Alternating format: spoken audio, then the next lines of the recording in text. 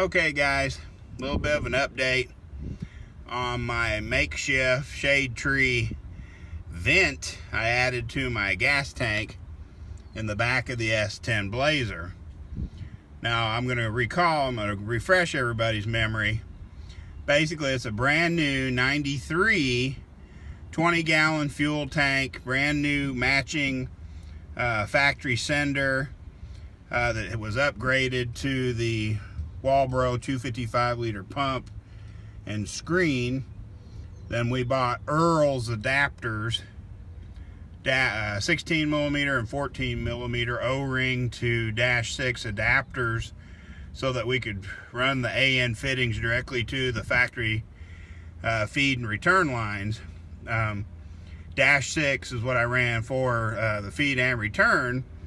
But the issue I was having was I had the vent, that small 1/4-inch vent tube. I had it closed off with just a cap. Well, what I found out, I thought there was a bunch of pressure building up in the gas tank, because the first time I went to put any gas in it, it was literally like, I thought it was under pressure. I was wrong. After doing more research, when you have an unvented fuel system, the fuel pump in the engine, as the fuel pump takes gas out of the tank and the engine uses it, sorry about that, I'm trying to get to quit bouncing as much because I'm freehanding until I can get inside to put it on the tripod. But basically, what I thought was pressure trying to get out was atmosphere trying to get in. Because as your engine uses the fuel in your tank and your fuel system, you end up having a vacuum. You've put the fuel system under a vacuum, and when you don't have a vent, it'll literally it can suck in on the sides of your gas tank, cause all kinds of drivability issues. It can burn up your fuel pump, all kinds of crap. So I thought, well, I'll just put this little 1/4-inch fuel filter on there, vent it to atmosphere, and everybody will be happy.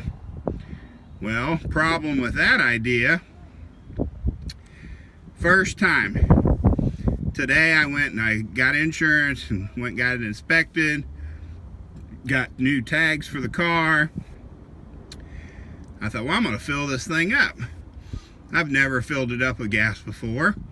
I'm going to verify this is a full 20-gallon tank. I'm gonna fill this thing up. So I go to the gas station, fill it up, and I think, well, I'm gonna run inside real quick and get a drink. I come back out. There's a big, I'm not gonna say a river, but just a little trail of gas that had leaked out of my Blazer and was running across the gas station into underneath the car next to me. And I'm like, oh great, that stupid sending unit O-ring didn't seal. Well, then after I had decided, well, I'm just going to take it home, peel back my little makeshift cover I got on here, and see exactly what's leaking. Well, lo and behold, it's my little makeshift vent. When you fill this gas tank all the way full, it squirts out of the stupid vent. Because that vent is not returning back to the tank in any fashion, it basically just filled it up and started coming out, squirting out my vent hose onto the ground. Well, it ran onto the tank and then on the ground. Then what I can tell is as I was driving, it was blowing a gas up onto the actual top of the sending unit up here, because it was a little damp. But I looked at it and checked the ring and all that, and I'm fairly satisfied that the O-ring is not leaking the air. It was basically leaking out of that fuel filter, getting on there and then blowing back as I was driving home on the highway. I'm going to run inside because the wind's getting really strong, because I made the get out of the wind and try to finish this video. Long story short, I call the parts store and I say, hey, I've got a 93 Chevy S10 tank or Blazer. It's actually a Blazer, I apologize. 93 Blazer tank. Apparently I need a vented gas cap. So I gave them the part number of what I was using as my gas cap.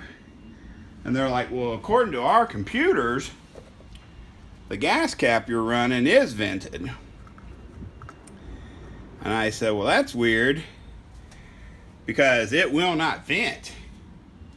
If I use that gas cap without, venting that little 1/4-inch line on the sender, it puts a whole ton of, as it starts using some fuel, it puts a lot of vacuum on my system. Actually makes it physically hard to loosen the gas tank cap, the filler cap, and whenever it finally does start moving, it starts just sucking in air like crazy because it ain't got any air, I said, it's just like choking a person. It's not working. And they said, well, I don't know what to tell you, because that's supposed to be a vented cap. So when you turn this over, lo and behold, now these outer 4 holes I added, so don't look at those. So when I first checked this cap, sure enough, it had 4 little holes and some kind of little check valve in the middle. And I thought, well, maybe this is a vented cap, or maybe it's just not working right. So I basically old schooled it, tried to breathe through this gray tube, and you couldn't get any air to come out. And when you tried to breathe in, there was a little, I wouldn't even call it enough to consider it a proper vent, where you try to pull air into this and you heard a little diaphragm go, and I'm like, okay, so maybe it is vented, but it surely isn't enough to keep up with the system I have, because I've already tried that before.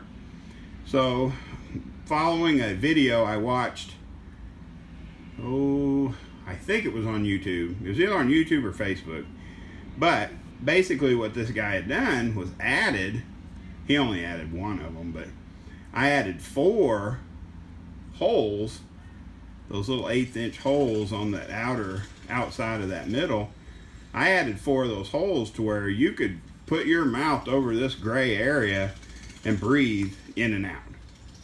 And you have this whole mechanism that's built into the cap to keep dirt and all that kind of crap out of your tank.